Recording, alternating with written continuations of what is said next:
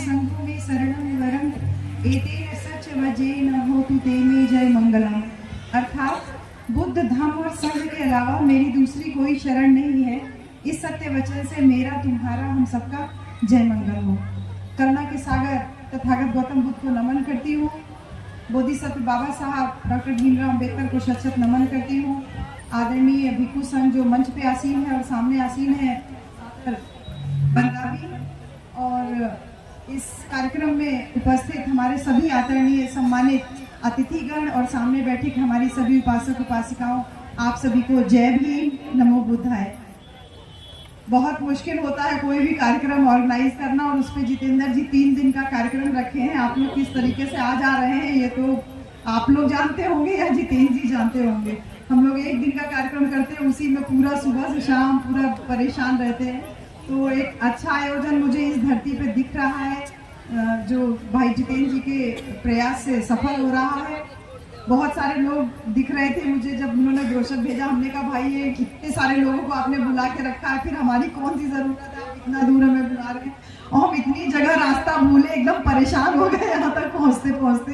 लेकिन यहाँ आकर के एक चीज की बहुत तसल्ली है कि मैं उस धरती को नमन कर पाई जिस धरती को बुद्ध की माता कभी वर्षों पहले छुई होंगी। तो आप लोग बहुत सौभाग्यशाली हो कि आप उस धरती पे लगातार रह रहे हो। मैं एक माता जी यहाँ बैठी हैं, इनके साथ के आए लोग इनको कह रहे थे कि चलो चलते हैं चलते हैं। वो कह रही थी, मैं ऊपर से ही देख रही थी, वो कह रही थी कि नहीं नहीं सुनने आए हैं तो सुन के ही जाएंगे। और वो अभी भी बैठी है सफेद साड़ी आपके पीछे, जो पीली साड़ी पहने हुए बैठी है। बड़े उससे बोले, उनके साथ के साथ चप्पल अप्पल उठाए अपना चले गए, लेकिन वो नहीं गई। तो ये जो जज्बा आपके अंदर मुझे दिख रहा था, तो कहीं ना कहीं हमारे महापुरुषों की वो झलक आप सबके अंदर दिखाई दे रही है। जो सफेद साड़ी पहने हैं, जो रंगीन साड़ी पहने हैं, सब लोग महामाया के प्रताप से आप सब लोग अच्छे से हैं, स्वस्थ हैं, इस धरती पे रह रहे हैं, बहुत सौभाग्यशाली हैं। बार बार नमन है इस धरती को। और हम भी जिस धरती से चल के आ रहे हैं, बनारस की धरती, वो भी बुद्ध की धरती है, ये भी बुद्ध की धरती है।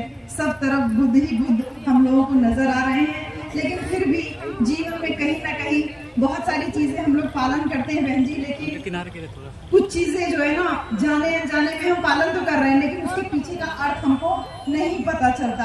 वो हम आपको थोड़ा थोड़ा बताने की कोशिश करेंगे। लेकिन उससे पहले मैं फिर से आपसे एक क्वेश्चन पूछूंगी, जवाब देंगे? बुद्ध की माता का क्या नाम था? सिद्धार्थ की माता का। सिद्धार्थ की माँ का क्या नाम था? सिद्धार्थ की माँ का क्या नाम था बहन जी? महामाया। अच्छा, बाबा साहब की माँ का क्या नाम था?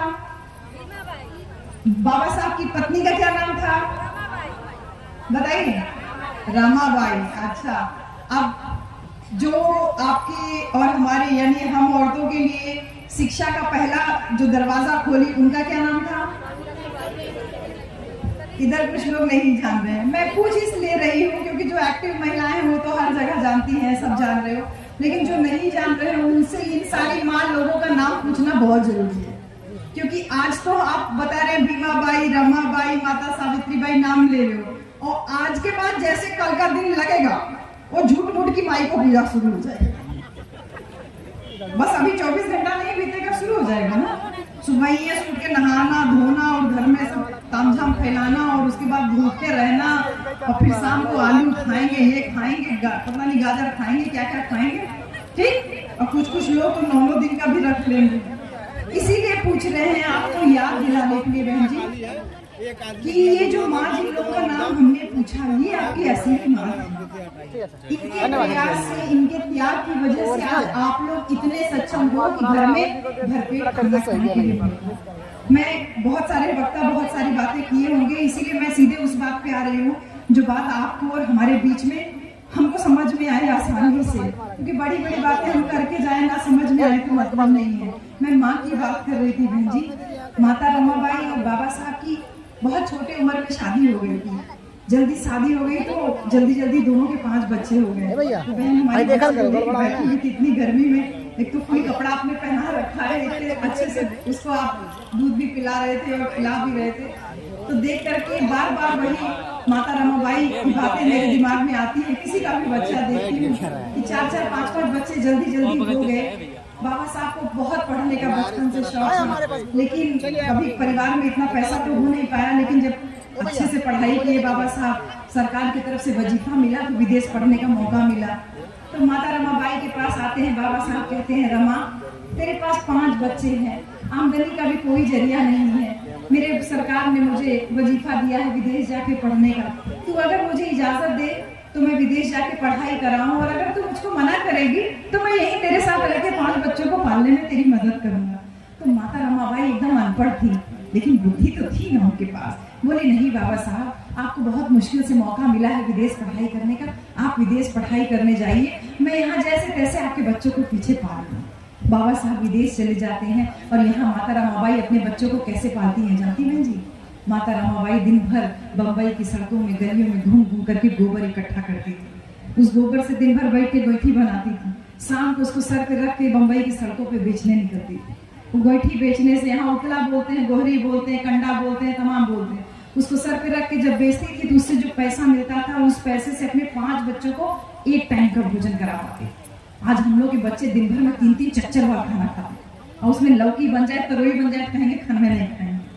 लेकिन बाबा साहब के बच्चे थे, एक टाइम का भोजन बहुत मुश्किल से मिल रहा था।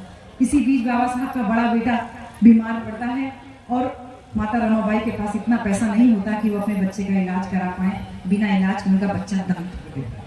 थोड़ा दिन बीतता है, बाबा साहब की 9 महीना की बेटी इंदू बीमार पड़ जाती है। फिर उनके पास पैसा नहीं होता तो वो क्या करती है, पड़ोस से थोड़ा पैसा उधार मांग के लाती है और कहती है कि आज अपनी बच्ची का जो है दवा ले लेंगे। रास्ते में जा रही होती है, तब तक बाबा साहब का चिट्ठी मिलती है, उसमें लिखा होता है कि रमा, मैं यहाँ विदेश में बड़ी मुश्किलों से पढ़ाई कर पा रहा हूँ, सरकार की तरफ से जो वजीफा मिला था उस वजीफे में थोड़ा पैसा कम पड़ रहा है, तेरे पास कुछ पैसे हैं तो क्या मुझे भेज सकती है? अब वो बेचारी, उनके पास पहले पैसा नहीं था और जो पैसा रखी थी बेटी का इलाज के लिए, जैसे बाबा साहब की चिट्ठी मिलती है उस पैसे में थोड़ा पैसा और मांगती है और मांग करके वो बाबा साहब को पढ़ने भेज देती है। और यहाँ बिना इलाज के बाबा साहब की बेटी इंदू भी दम तोड़ देती, दूसरा बच्चा भी खत्म हो जाता है। लेकिन माता रमाबाई बाबा साहब को शिकायत नहीं करती कि विदेश पढ़ाई करने।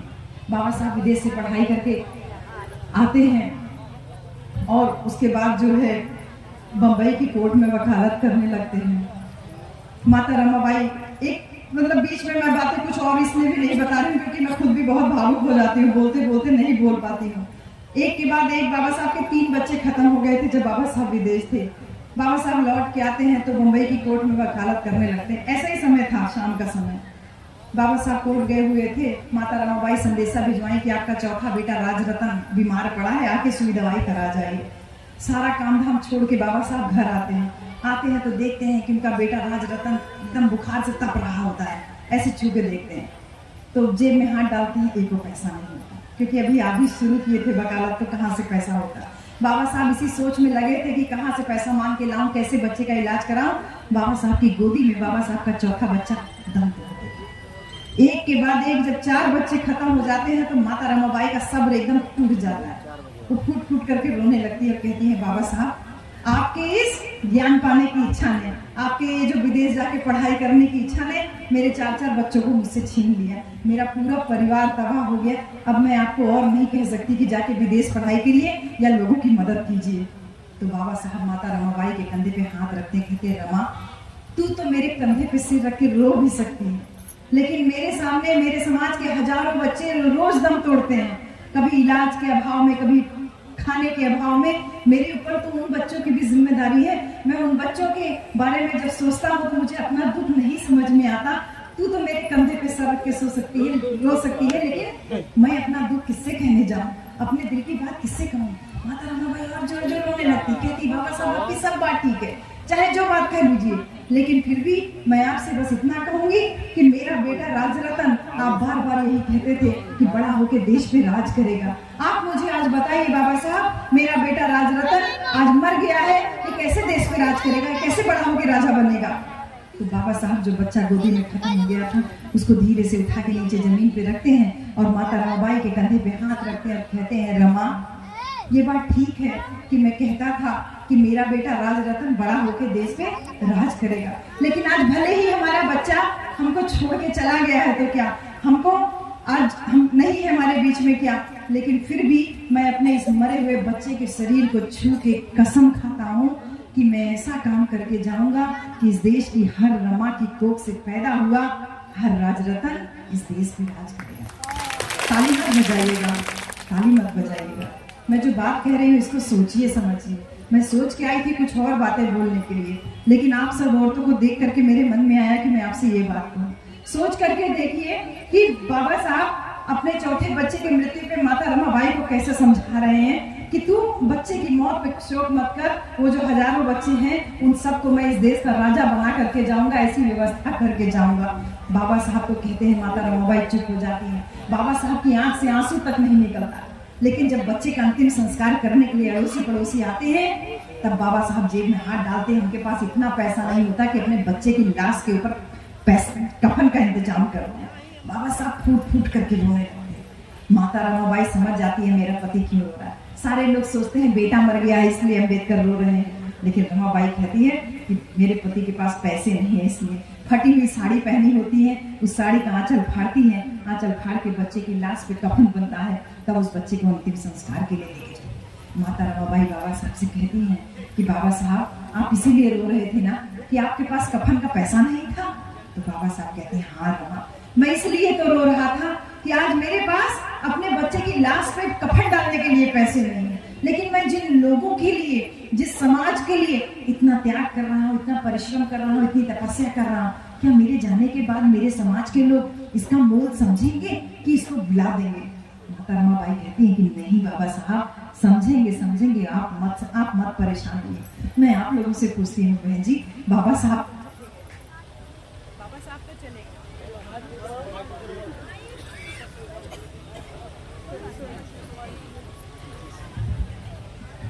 बाबा साहब तो चले गए, लेकिन मैं आप लोगों से पूछती हूँ बहन जी कि बाबा साहब ने कहा था कि मेरे समाज के लोग मेरे इस त्याग का, संघर्ष का मोल समझेंगे कि भुला देंगे? मैं आपसे पूछती हूँ कि आप लोगों ने बाबा साहब के मोल को, उनके त्याग को, उनके संघर्ष के मोल को समझा कि भुला दिया? बताइए बहन जी। हाँ, समझल ना गए बहनी, समझल भुलाए गए नहीं, काहे भुलाए गए नहीं? बहुत छोटा सा उदाहरण दूंगी। बाबा साहब की नहीं भुलाते नहीं क्योंकि 14 अप्रैल मनाते हैं, 14 अप्रैल मना लेते हैं, 6 दिसंबर मना लेते हैं, आज 14 अक्टूबर है, आज के दिन बाबा साहब बुद्धन की दीक्षा दिलवाए थे, 14 अक्टूबर मना लेते हैं। बाबा साहब 3 तारीखों में मोहताज नहीं है बहन जी। बाबा साहब 3 तारीखों में बांध करके मत रखिए बाबा साहब को, यही 3 काम किए थे। आप अपने जीवन का जो सांस भी ले पा रहे हैं ना बहन जी, वो भी बाबा साहब की देन है। क्योंकि समय ऐसा था ना, दक्षिणहवा गांव होता था ना हम लोगों का, दक्षिणहवा बहेगी, क्योंकि सबसे गंदी हवा दक्षिण की तरफ बहती थी, दक्षिण दिशा में हम लोगों की बस्ती होती। आज भी हमारी बस्तियों को चमरौटी के नाम से जाना जाता है। हाँ? चमरौटी है, धुबियान है, पसियान है, भरौटी है, अहिरौला है, ऐसे ही तो बोलते हैं, अहिरौटी है। यानी जाति के आधार पे हम लोगों की बस्तियां अभी भी चिन्हित की गई हैं।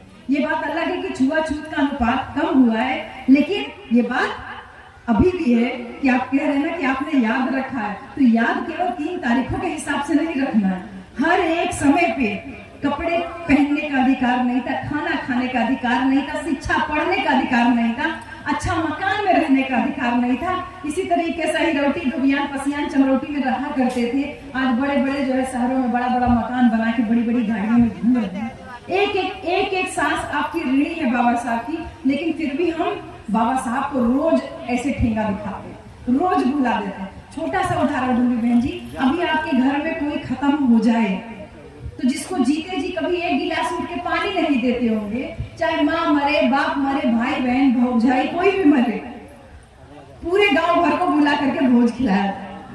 जो कभी माँ बाप को देखने नहीं आता, शहर में रह रहा, अपना मकान बना लिया बीवी बच्चा लेके, वो गांव में आकर के 1 लाख रुपया तक खर्चा कर देता है, 50,000 रुपये की, पूरे गांव भर को भोज खिलाएंगे, दिखाएंगे कि हम कितना बड़ा मनाई है, अपने पिताजी की मृत्यु पे कितना बड़ा भोज खिलाए।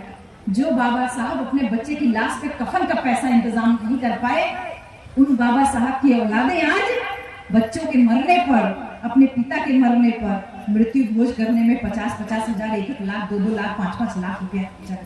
यही तो हम कह रहे थे आपसे कि क्या आपने और हमने बाबा साहब को भुला दिया कि जिंदा रखा? हम धीरे धीरे करके बाबा साहब को रोज ऐसे ठेंगा दिखाते हैं। बाबा साहब को एक बाबा साहब नहीं है, नाम नहीं है, बाबा साहब ने तमाम चेतावनियां दी थी। मैं कुछ चेतावनी आपके पास लिख के भी, पति हो मेरा पेपर के, मैं कुछ चेतावनी आपके लिए लिख के भी लाई थी। बाबा साहब ने सब चीजें हम लोगों को बोली। बाबा साहब कह रहे थे कि मैं अपने हिंदू मित्रों से कह देना चाहता हूँ कि मैं उनकी खैरात या भिक्षा पे जीवित नहीं हूँ, मैं इस देश का नागरिक हूँ। सरकारी कोष पे हमारा बराबर का हक है। उनके दावे की अगर अनदेखी की गई तो वो अपने अधिकार लेने के लिए खून बहाने से भी नहीं झिझकेंगे। ये बाबा साहब चेतावनी दे रहे थे। जब बाबा साहब अपने बच्चों को खो रहे थे तब भी बाबा साहब पढ़ाई कर रहे थे। जब बाबा साहब विदेश पढ़ने गए, एक के बाद इधर मर गए थे उनके बच्चे, तब भी बाबा साहब केवल आपकी और हमारे बच्चों के लिए अपनी शिक्षा को बढ़ा रहे थे कि वो कम से कम बाद में हक अधिकार देके जाए। और जब हक अधिकार दिए तो देने के साथ में बहन जी, इसीलिए मैंने कहा छोटी छोटी बातों को नहीं कर रही हूँ आपसे, वो चेतावनियों की बात कर रही हूँ। कह रहे हैं कि आप जो इस देश के शासक कौन थे उसके लिए बाबा साहब सीधे सीधे बोलते हैं कि जाओ अपने घरों की दीवारों पे लिख दो तुम इस देश के हुक्मरान कौन हो, तुम इस देश के राजा हो, तुमको इस देश पे शासन करना है। ये बाबा साहब ने कहा। चाहे मकान पक्का हो या कच्चा हो, लिख दो कि तुम देश के राजा हो। लेकिन हम लोगों ने क्या किया? बाबा साहब की कृपा से अच्छा मकान बनाने का अधिकार मिला, हाँ, कच्चा हो या पक्का अच्छे से सर छुपाने का अधिकार तो मिला। उस मकान पे बाबा साहब कहे कि लिख दो तुम देश के राजा हो। और हम लोगों ने क्या लिखा? जय श्री राम लिखा। और क्या लिखा? अपने देवी देवताओं की जय जयकार करते हुए लिखा। उसके बाद क्या लिखा? धन धन सतगुरु एक तू ही निरंकार, एक तेरा ही सहारा। हाँ, जो बाबा साहब सहारा दिए उनका कहीं नाम नहीं, और जो आपके सहारे बैठा है आप उसका जय जयकार कर रहे हो। इसीलिए बाबा साहब की एक चेतावनी को मैं आप लोगों से बता ही रही हूँ बहन जी, क्योंकि ये एक बहुत बड़ा षड्यंत्र है। ये एक षड्यंत्र ऐसा है जिसको समझ पाना बहुत मुश्किल है, और स्पेशली हम औरतों के लिए। क्योंकि जब हम कहते हैं धन धन सदगुरु एक तू ही निरंकार, एक तू ही सहारा, ऐसे तमाम बाबा लोगों का भीड़ लगा हुआ है हम लोगों के अगल बगल। और हम लोगों के कार्यक्रम तो खाली 3 तारीखों को होते हैं ना। 14 अक्टूबर को हो गया, आज 14 अप्रैल को हो जाएगा और 6 दिसंबर को हो जाएगा। आपने कहा ना बाबा साहब को बहुत मानती है। बाबा साहब तो आपको रोज याद आने चाहिए, लेकिन आपको बाबा साहब 3 तारीख को याद आते हैं। लेकिन वो जो बाबा लोगों का झाल फैला हुआ है, वो बाबा लोग हर संडे को मीटिंग कर रहे हैं, या मंगल को कर रहे हैं, या बीफे को कर रहे हैं, या शुक्र को कर रहे हैं। कहेंगे आपको सफेद साड़ी पहन के आना, आपको पीला साड़ी पहन के आना, आपको गुलाबी साड़ी पहन के आना। जैसे तैसे मांग मुंह के जैसे तैसे उनका सत्संग करने हम लोग पहुंचते हैं। जाइए सत्संग में, हम मना नहीं करते, लेकिन सत्संगी बाबा लोगों के सत्संग में पहुंचने के बाद क्या होता है? सत्संग शुरू हुआ, सत्संग खत्म हुआ, उसके बाद तो बाबा लोग ऐसे बैठे रहते हैं। उनका तो आसन बहुत बड़ा होता है, यहाँ तो बंदे लोगों का उतना सम्मान भी हम लोग नहीं कर पाते। आसन के बाद एक तो चदरा ऐसे रहता, कहते हैं चलिए इनके नीचे कुछ चढ़ता है, 10-20 रुपया चढ़ता है ना ऐसे चदरा के नीचे। एक बार सोच करके देखिए, इस षड्यंत्र की बात इसलिए कर रही हूँ क्योंकि बाबा साहब की दूसरी वार्निंग लिख करके लाई हूँ, वो आपसे बोलूंगी यही। वो चद्दर के नीचे 10-10 रुपया इकट्ठा करते हैं। यहाँ कम से कम जो है 4-5 हजार लोग हैं। सबसे अगर मैं अभी कहूँ कि मैं इतना अच्छा बातें आपको बता रही हूँ, चलो 10-10 रुपया निकालो, 5000 लोग मुझे 10-10 रुपया दे देंगे तो मेरे पास कितना पैसा इकट्ठा हो जाएगा? कितना हो जाएगा? 50,000 इकट्ठा हो जाएगा ना। हाँ, हम माइक पकड़ के खाली बोल ही तो रहे हैं, कोई कुदाल से कोई खेत तो मोड़ नहीं रहे, खेत तो खन नहीं रहे, लेकिन 50,000 रुपया खाली माइक पे बोलने से हमको मिल रहा है। तो बहन जी, जब बिना मेहनत किए पैसा मिल रहा है, हमको कुत्ता काटा जाए मेहनत करेंगे। यही सब चल रहा है सत्संगी बाबा लोगों के सत्संग में। आपके 10 रुपए की कीमत नहीं, लेकिन आपके 10 रुपए से जब मेरे पास 50,000 रुपया हो जाएगा, उसकी कीमत होगा। 10 रुपया तो मैंने बहुत छोटी रकम बताई, इसी को अगर 20 रुपया कर दे तो 1 लाख रुपया होगा। 1 लाख रुपया की तो कीमत है। उस 1 लाख रुपया से मैं क्या करूंगी? अपनी गाड़ी पे 5,000 10,000 रुपए का तेल डलाऊंगी। ठीक, उसके बाद शहर में एक बढ़िया सी जमीन ले लूंगी और उस जमीन में आपको फिर से गुलाम बनाए रखने के लिए काम करूंगी, प्रवचन करूंगी। और आपका आदमी दिन भर मजदूरी करेगा, खेत जोड़ेगा, नरेगा में मजदूरी करता है तो 350 या 450 रुपया इतना ही कमाएगा। जो दिन भर खेत जोड़ेगा वो 400-450 कमा रहा है, और माइक लगा के सत्संगी बाबा लोग आपसे कितना चीज। इसी षड्यंत्र को सामने रखने के लिए बाबा साहब आपको चेतावनी दिए कि अपना प्रभुत्व बनाए रखने में इन ब्राह्मणवादी, इन मनुवादी लोगों का बहुत स्वार्थ है। निम्न जातियों को ये शिक्षा और संपत्ति से वंचित रखने का हर प्रयास करते हैं, और ये बातें ये मुसलमानों पे भी लागू करते हैं। आपकी बुद्धि ना खुले, आपको शिक्षा ना मिले, क्योंकि शिक्षा रहेगी तो प्रश्न पूछोगे, तो आपको शिक्षा से और संपत्ति से आपके पास जमीन नहीं होनी चाहिए और बुद्धि नहीं होनी चाहिए। इस यही षड्यंत्र चल रहा है कि आपकी जेब में अगर 10 रुपया भी है तो वो 10 रुपया भी निकाल के किसी बाबा को चढ़ा दीजिए। ना आपके पास पैसा रहेगा, ना आप सपना देखोगे कि मेरे पास भी एक पक्का मकान होगा। ये बाबा साहब वार्निंग देते हैं जब कहते हैं कि मैं किसी की खैरात पे, किसी की भिक्षा पे नहीं जीवित हूँ, मैं यहाँ पर हूँ तो अपने दमखम पे हूँ, यानी कि शिक्षा के दम पे हूँ। तो वो आपको संदेशा नहीं दे रहे बाबा साहब कि तुम भी अपने बच्चों को अच्छे से पढ़ाओ। वो बाबा साहब कह रहे हैं कि शासक वर्ग की जो सत्ता है वो पूरी तरह से झूठ पे निर्भर है, पूरी तरह से झूठ पे निर्भर है। ये शासक वर्ग यानी जो हमारे ऊपर शासक वर्ग जो हमारे ऊपर राज कर रहा है, इनकी सत्ता पूरी तरीके से झूठ पे निर्भर है बहन जी।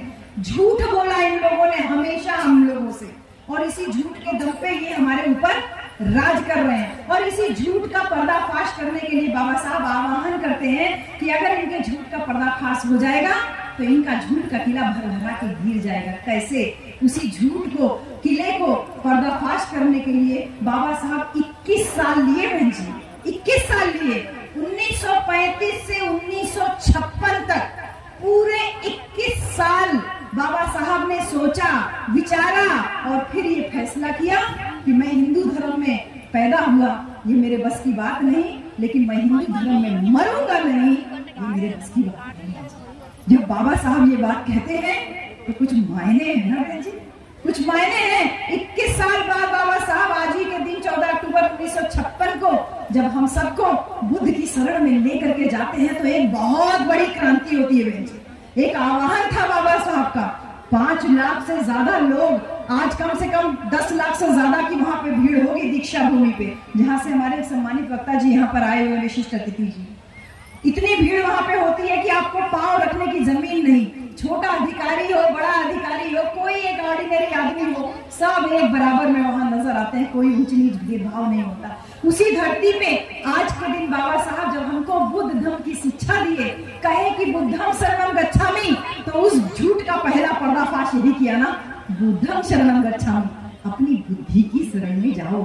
सिद्धार्थ गौतम बुद्ध बनने से पहले सिद्धार्थ थे ना, सिद्धार्थ थे, तपस्या किए, बुद्धि की शरण में गए, तब बोले बुद्धम शरणम गच्छामि, बुद्धि की शरण में जाओ। बुद्धि की शरण में जाओगे तो झूठ कभी भी दिमाग में हावी नहीं होगा। फिर बोले धम्मं शरणम गच्छामि, यानी धम्म की शरण में जाओ। धम्म और धर्म दो अलग अलग चीजें हैं। धर्म कहता है किसी बात को जानिए नहीं, केवल मानते रहिए, लेकिन धम्म कहता है पहले जान लीजिए तब मानिए। किसी बात को इसलिए मत मानिए कि परंपरा चली आ रही है बहन जी, किसी बात को इसलिए भी मत मानिए कि बहुत सारे लोग पालन करते हैं, किसी बात को इसलिए भी मत कहिए कि मानिए कि कोई महापुरुष कह के जा रहा है, बल्कि किसी बात को सत्यता की कसौटी पे जांच लीजिए, परख लीजिए, और अगर आपको सही लगे तब मानिए। ये धर्म कहता है कि पहले जानो तब मानो। लेकिन जिस धर्म का पालन हम लोग अपने घरों में कर रहे हैं, वो धर्म कहता है जानने की जरूरत नहीं, खाली मानते रहो, मानते रहो। कहे हई न करबू तो हई हो जाए, हऊ न करबू तो हऊ हो जाए, जीतिया न रखबू तो लड़का मर जाए, खरवा न भरबू तो हर आदमी मर जाए। हाँ, हो गया ना कि जानने की जरूरत नहीं है, खाली मानते रहिए। बहन जी थोड़ा दिमाग से कभी सोचिए तो ये बात कभी दिमाग में क्यों नहीं आई आपके कि आप डरती हैं आपका आदमी जिंदा रहे। हाँ बहन जी, आप डरती हैं आपका बेटा जिंदा रहे। ठीक बहन जी, व्रत रखती है, ड्यूटी होती रखती है, नहीं रखती है? हाँ रखती है, तो रखती है।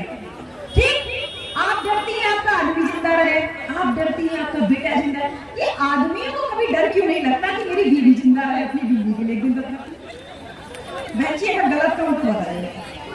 हाँ बहन जी, ये आदमियों को क्यों नहीं डर लगता कि मेरी बेटी जिंदा रहे, अपनी बेटी के लिए एक दिन व्रत रखी? सही बात है ना। तो जब बुद्ध कहते हैं ना बुद्धं शरणं गच्छामि, धम्मं शरणं गच्छामि, तो आचरण की शरण में जाइए। किसी बात को पहले जान लीजिए तब मानिए। हमने कभी जाना ही नहीं, इसीलिए आदमियों ने कभी व्रत रखा ही नहीं। हम लोग क्योंकि परंपरा चली आ रही है इसलिए चलते चले जा रहे हैं। हमारी शादी हुई बहन जी, आप लोगों में से बहुत सारे लोगों का दिमाग रहता है कि मैडम का शादी हुआ है कि नहीं, क्योंकि पैर पे नजर जाती है तो कंफर्म हो जाता है ना, जब बिछुआ उछुआ नहीं पहने रहते। हमारी शादी बहन जी 13 साल हो गया, शादी हुई, ससुराल पहुंचे, हमारी शादी बहुत दूर हुई टावर की तरफ, वहाँ इतना लंबा लंबा घूंघट करती है, हमारी सासू माँ भी इतना लंबा घूंघट करती है, कितना लंबा लंबा। हम भी पहुंचे, हम कहे भैया इतना लंबा घूंघट तो नहीं कर पाएंगे। सारे लोग पूरा प्रोफेसर बहू आई है, प्रोफेसर बहू आई, तो देखने की अलग से भीड़ लगी हुई थी। बुआ के घर गए थे, अब इतना लंबा घूंघट करा के हमको बैठा दिया गया। हम अपना घूंघट पीछे कर दिए। हम कहे भैया सब लोग देख लो, चाहे नहीं हो चाहे खराब हो, अब तो दुल्हन हो गया आपके गाँव की, सब लोग देख लो। सब औरतें ऐसे बैठी हुई थी बहन जी, तो सब ने कहा नहीं, हम कहे आप लोग सबका पैर और छुए सब लोगों का। हम कहे आप में से बहुत लोग हमारी जिठानी होंगी, बहुत लोग हमारी सास होंगी, चाची होंगी, जो भी होंगी रिश्ते में, तो सब आशीर्वाद दिए। हम कहे मुझे एक बात बताइए, आप लोग अब उनको तो देख तो लिए, अब हमको कुछ चाहिए भी होगा ना फिर, तो हम क्या हमको पैसा रुपया नहीं चाहिए, हमको आपसे एक जैसे प्रश्न हमने आपसे किया ऐसे हमने उनसे कहा। हमने कहा ये बताइए, ये जो सर से पाँव तक, अच्छा हम खूब सारा गहना वाना भी पहने हुए थे, हमको उतना भी जानकारी उस समय नहीं था। हमारी शादी बौद्ध धर्म से हुई थी, लेकिन हमको इन सब का बहुत जानकारी था। खूब बड़ा बड़ा चूड़ी उड़ी सब कड़ा वड़ा सब जनका मनका सब पहन के बैठे थे, टीका उका लगा के सब। ठीक, मैंने सबसे पूछा, हमने कहा ये बताइए, ये जो सर से पाँव तक हम सोना चांदी का गहना से लदे फंदे हैं, ये सोना चांदी का गहना हमको किसने दिया? तो फट से औरत उठी कहे अरे तुम्हारे ससुर इंजीनियर हैं, कमावत हैं, तो देने हैं, तो पहले हो। हम कहे बिल्कुल ठीक बात है।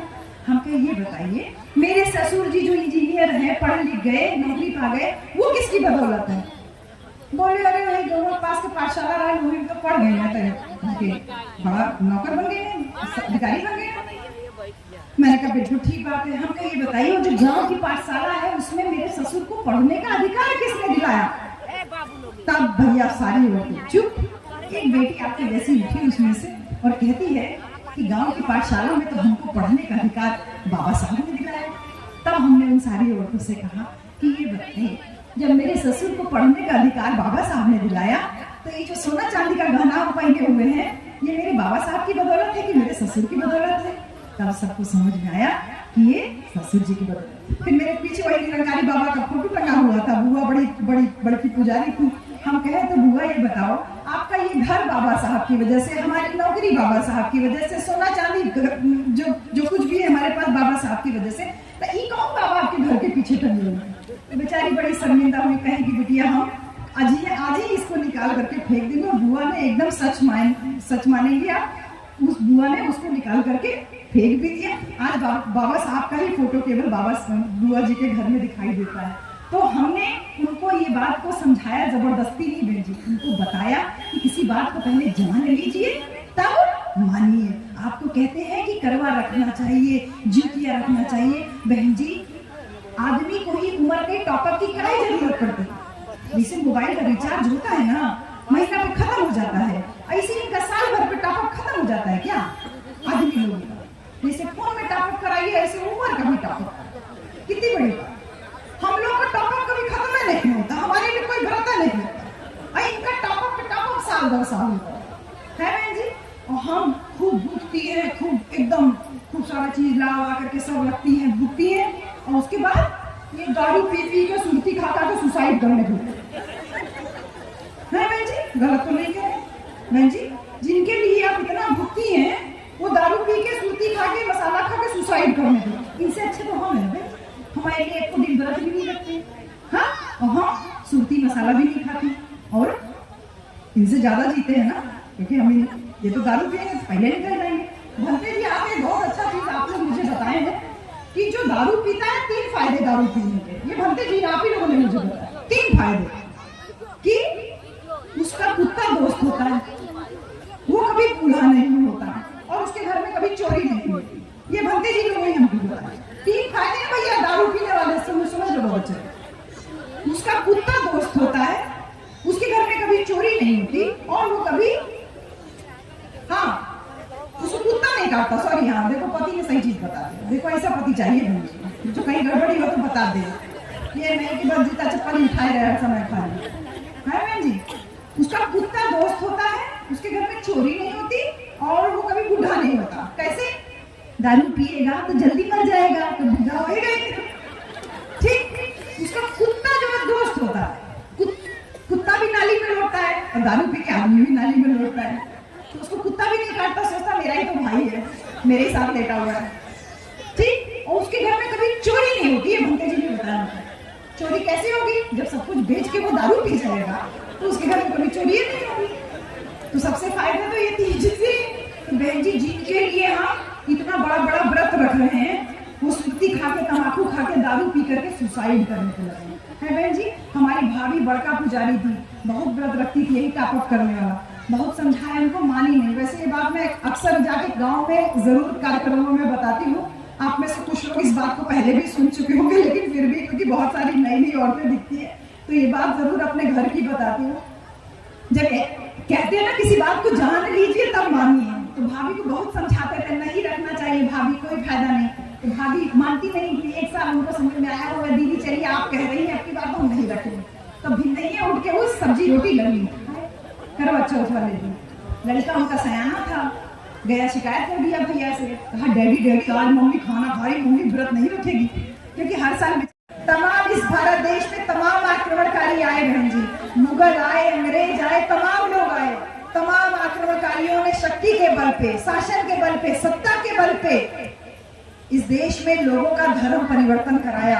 लेकिन अकेले बाबा साहब और अकेले भगवान बुद्ध ऐसे थे जिनकी वाणी से हजारों लोग, सैकड़ों लोग, लाखों लोग धर्म अपना स्वीकार कर लिए, बुद्ध की शरण में चले गए। ऐसा आपको कहीं और देखने के लिए नहीं मिलता।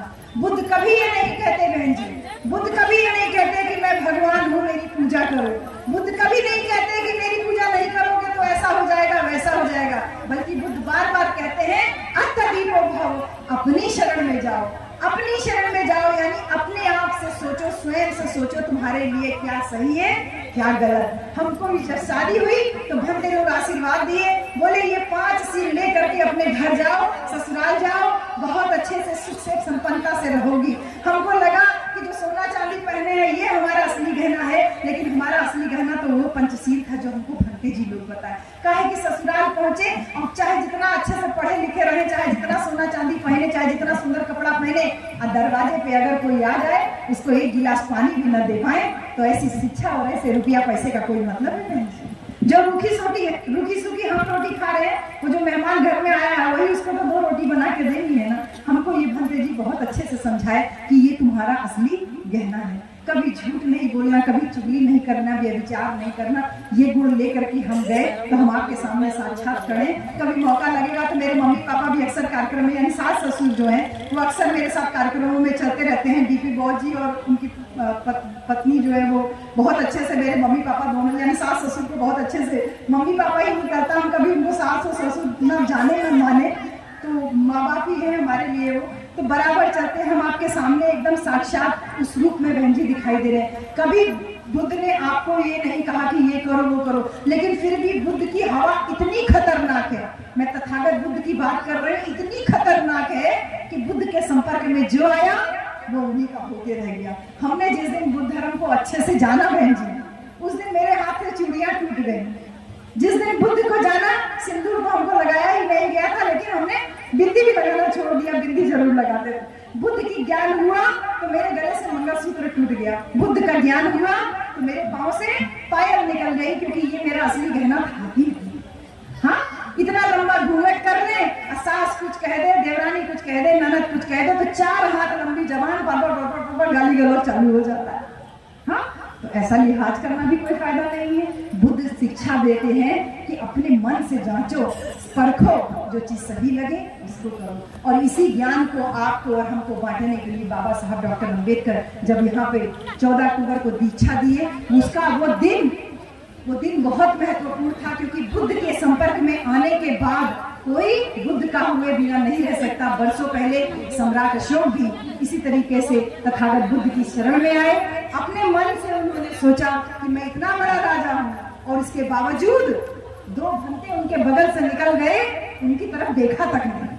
तो किसी कोई बड़ा आदमी जाए, जैसे हमारे पीडी साहब है रामदास जी, अभी कहीं चले जाए, इनको 2 आदमी सलाम न करे तो कहें अरे यार मैं तो इतना बड़ा अधिकारी और ये 2 आदमी भी हमको हाथ नहीं जोड़ते, तो खराब लगने लगेगा ना। तब ये सोचेंगे यार मेरे अंदर कुछ कमी जरूर होगी, या तो मेरे प्रचार प्रसार में कमी है, या तो मेरी जानकारी में कुछ कमी है। तब फिर ये कहेंगे कि मुझे लोगों की समस्याओं को सुनना चाहिए, जनता को जानना चाहिए। जब जनता जानेगी तभी तो आपको प्रणाम करेगी। उतना बड़ा राजा थे, 2 घंटे बगल से निकल के बैठे हैं सम्राट अशोक के, और उनके ऊपर कोई फर्क नहीं पड़ता। वो रोक करके भंते से कहते हैं, क्या आपने मुझे पहचाना? वो बोले, हाँ, देखने में तो लग रहा है कि कोई खून ही चला रहा है, क्योंकि खून से लथपथ थे। कलिंग का युद्ध हुआ था और वहां से वो वापस आ रहे थे। बोले, कोई खूनी आदमी जो बहुत सारे लोगों का हत्या किया है वो चल के चला आ रहा है। तो बोले, अरे मैंने खून नहीं किया है, मैंने तो कलिंग का युद्ध जीता है, मैं कलिंग का युद्ध विजयी होकर के आ रहा हूँ। तब वो भंते उनको बोलते हैं, सम्राट अशोक को, विजयी वो नहीं होता जो दूसरे के ऊपर विजय प्राप्त करता है, विजयी वो होता है जो स्वयं के ऊपर विजय प्राप्त करता है। और वो स्वयं क्या है? मैंने कहा, नताली मत बजाइए, मेरी बात को थोड़ा समझने की कोशिश कीजिए। हम इतना दूर से आपके पास आए, नेता नहीं बनना। नेताजी हमारे बीच में बैठे हैं, डॉक्टर राजेश जी, वोट आपसे मांगेंगे, आप ताली बजाइए, खूब बढ़िया, और वोट भी दीजिएगा इनको खूब अच्छे से। हम आपके विचार परिवर्तन के लिए यहाँ पर आए हैं। तो सोचिए, इतना बड़ा राजा इस बात को सोचने में पड़ जाता है कि विजयी वो नहीं होता जो दूसरों के ऊपर विजय प्राप्त करता है, विजयी वो होता है जो स्वयं के ऊपर विजय प्राप्त। और ये स्वयं क्या है बहन जी? कि ओकर मकान का 2 मंजिला बन गया, हमार तो झोपड़ी के झोपड़ी है, झोपड़ी की झोपड़ी। अब टेंशन के मारे शुगर हो गया, बीपी हो गया, हार्ट बीमारी हो गई, और जितना रुपया पैसा था वो खराब बीमारी में खर्चा होता है। जो 4 पैसा जोड़ते बच्चों का शिक्षा के लिए, वो खराब बीमारी में खत्म होता चला जा रहा है। तो बुद्ध इसका इलाज करके गए हैं। अपनी पहला धम्मपद का पहला श्लोक जो है, जो सूत्र है, वो कहते हैं, मनो पुंबंगमा धम्मा मनो से था मनोमया। बुद्ध कहते हैं, सारी बातें मन से शुरू होती है और सारी बातें मन से ही खत्म हो जाती है। तो मन से ही शुरू होती है, मन ही सारी बातों का हुआ है, मन ही सारी बातों का प्रधान है। आपने मन से सोचा कि ओकर 2 मंजिला बन गया, हमारे तक के मंजिला ना बन पाओ, तो टेंशन आ गई ना, और उस टेंशन में आप भूलती चली गई, जो रुपया पैसा था वो भी इलाज पे खर्चा। बुद्ध कहते हैं, जो है आपके पास उसमें संतुष्ट रहिए। ये कोशिश करिए कि भले आपके बच्चे को नौकरी नहीं मिल पाएगी तो क्या, लेकिन आपका बच्चा लुच्चा लफंगा तो नहीं बनेगा, दूसरे की बहन बेटियों का दुपट्टा तो नहीं खींचेगा, उनको आंख तो नहीं मारेगा, उनको सीटी तो नहीं मारेगा, तो दुर्व्यवहार ना करे आपका बच्चा। इसमें खुश रहना होता है कि शिक्षा पहले बोले बुद्धम मनोपुंबंगमा, यानी बुद्धि की बात करते हैं, बुद्धि की बात करते हैं। और उसके बाद बुद्ध आपको हर एक चीज पे, हर एक कदम पे ये समझाते हैं, जैसे सम्राट अशोक को समझाए, जैसे बाबा साहब को समझ में आया कि आपका जो कुछ भी हो रहा है, आप सांस ले रहे हो तो इसके पीछे भी कारण है। कारण है कि आपका हृदय सही से काम कर रहा है, आपका फेफड़ा सही से काम कर रहा है, आप सांस ले पा रहे हो। यही खांसी होने लगती है तो गला भराने लगता है। बुद्ध कार्य और कारण की बात करते हैं, कहते हैं तुम्हारे जीवन में जो कुछ भी हो रहा है उसके पीछे का कारण तुमको जरूर जानना चाहिए। किसी बात को इसलिए मत मानिए कि वो परंपरा जैसी चली आ रही है। कारण की बात करते हैं। और उसके बाद जो सबसे बड़ी बात बाबा साहब डॉक्टर अंबेडकर आज के दिन के लिए आपको और हमको कह के गए थे, वो यही थी कि दुश्मन को कैसे हम अपना बना सकते हैं, असहमति से सहमति कैसे कर सकते हैं, घर में परिवार में लड़ाई झगड़ा अगर है तो कैसे अपनी वाणी से उसको हम दूर कर सकते हैं, और कैसे इसी वाणी से गाली गलौज करके उस झगड़े को हम बढ़ा सकते हैं। तो ये बुद्ध का जो सिद्धांत हमको बाबा साहब डॉक्टर अंबेडकर दे करके गए, इस बात को एक व्यक्ति ने बाबा साहब डॉक्टर अंबेडकर के बाद समझा, वो थे मान्यवर कांशीराम। बुद्ध की शिक्षाओं के प्रचार प्रसार के लिए बाबा साहब ने अपना पूरा जीवन लगा दिया। सीधे सीधे हमको धर्म दे के गए, 22 प्रतिज्ञा दे करके गए।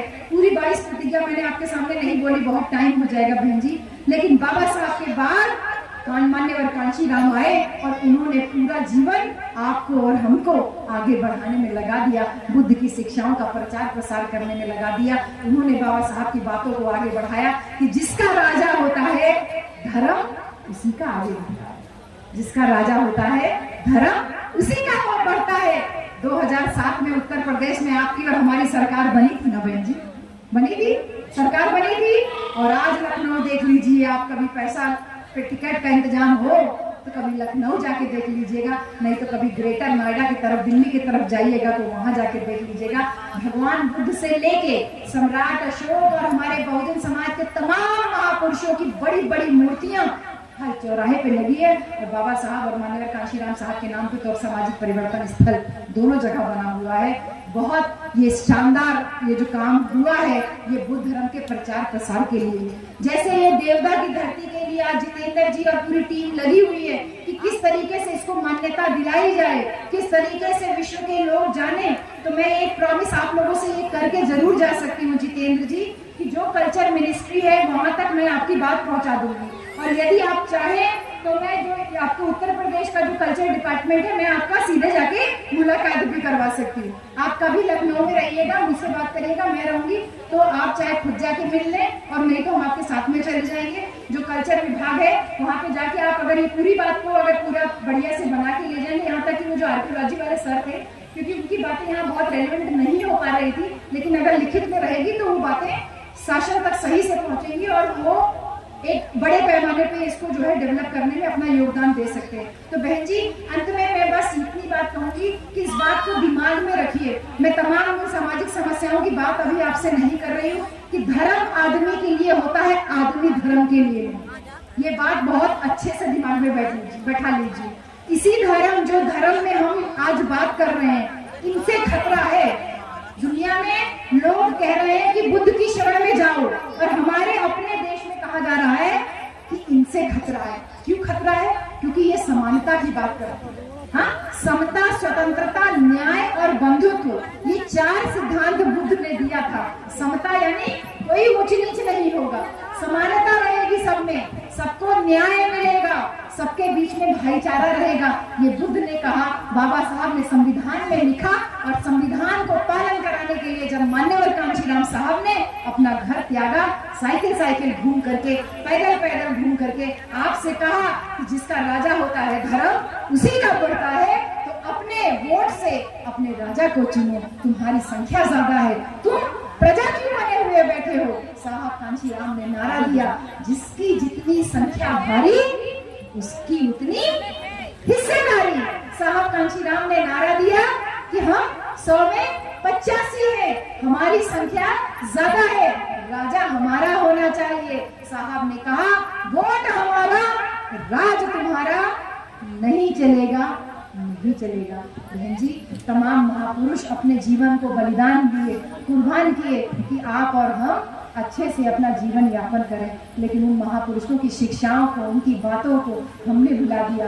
साहब कांशीराम ने कहा, जब बुद्ध ने कहा कि नशे से दूर रहो, तो साहब ने कहा कि जो लोग अपना वोट बेच देते हो, अरे वोट की कीमत को समझो। तुम्हारा वोट 500 रुपए में बिकने के लिए नहीं बना है, तुम 100 में 85 हो, तुम अपने वोट की कीमत को जानो, अपने वोट को अपनी बेटी की इज्जत के बराबर समझो।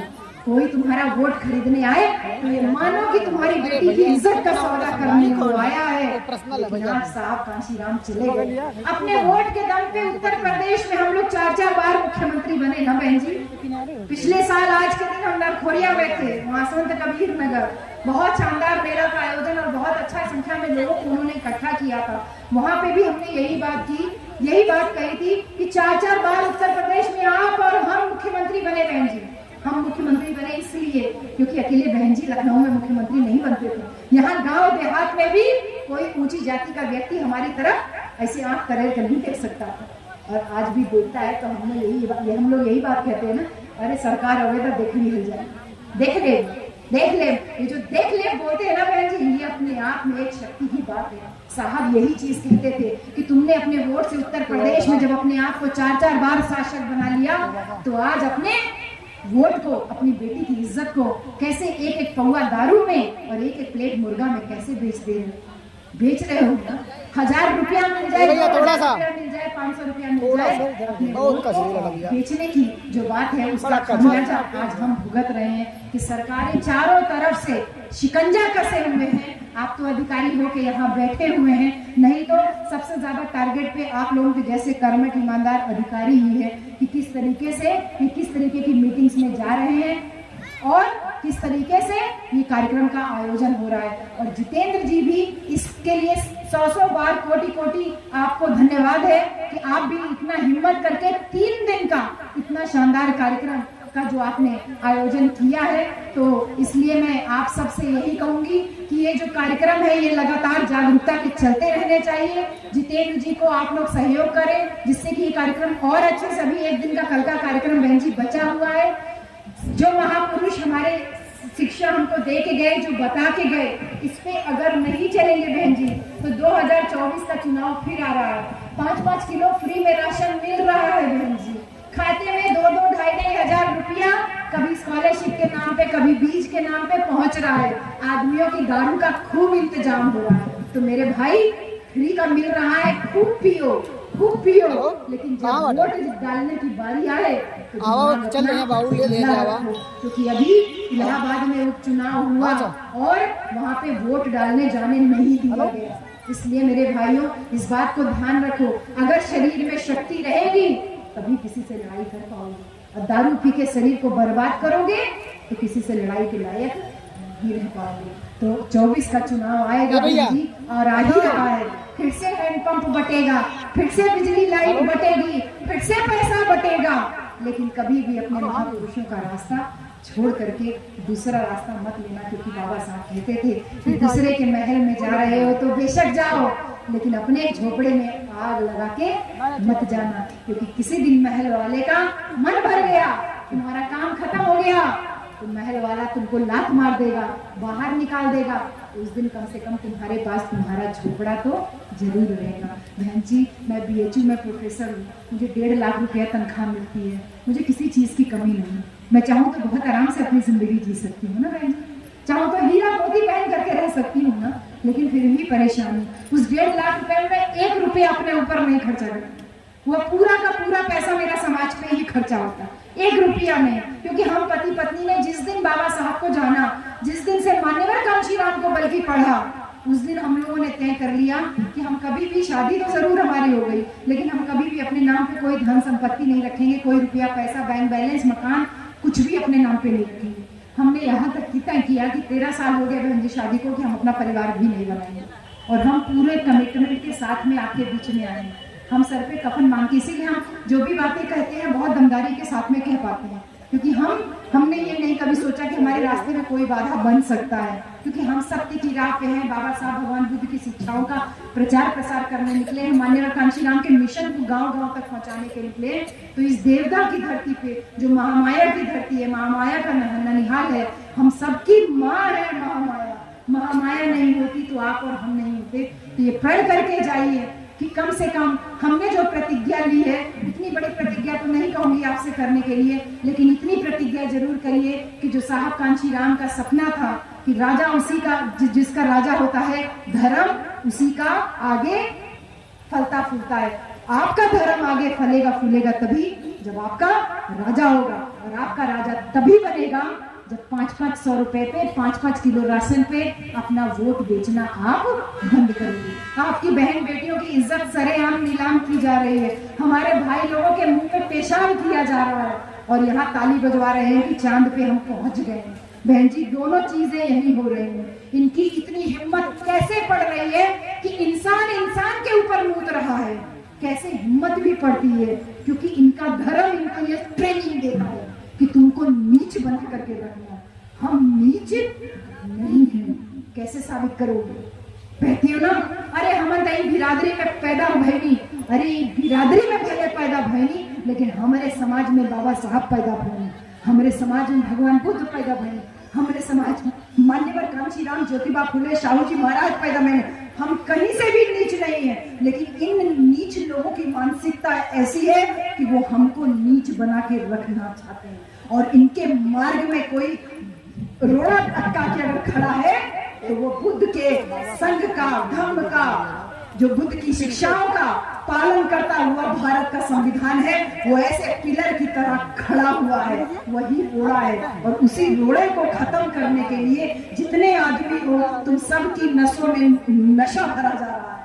वो नशा चाहे सुरती के रूप में हो, वो नशा चाहे शराब के रूप में हो, किसी भी रूप में, आबकारी के रूप में हो, आपको दिया जा रहा है। तो मेरे प्यारे भाइयों, अगर ये चाहते हो कि अगर मान सम्मान से जीना चाहते हो, तो ये तथाकथित टीकाधारी, जनेऊधारी, गमछाधारी, ये जो लाल लाल गमछा लगा के उनका जय जयकार कर रहे हो। और अभी इसी गांव में भी मैं आ रही थी जितेंद्र जी, तो रास्ते में एक कमेटी वाला लगा था, मां लक्ष्मी पूजन कमेटी, उसका जो ऑर्गेनाइजर है, मुझे लगता है कि वो यहाँ बैठा भी होगा, कोई गौतम है, हाँ हो सकता है बैठे भी हो यहाँ पर कोई, हाँ हो सकता है बैठा हो, बिल्कुल 100%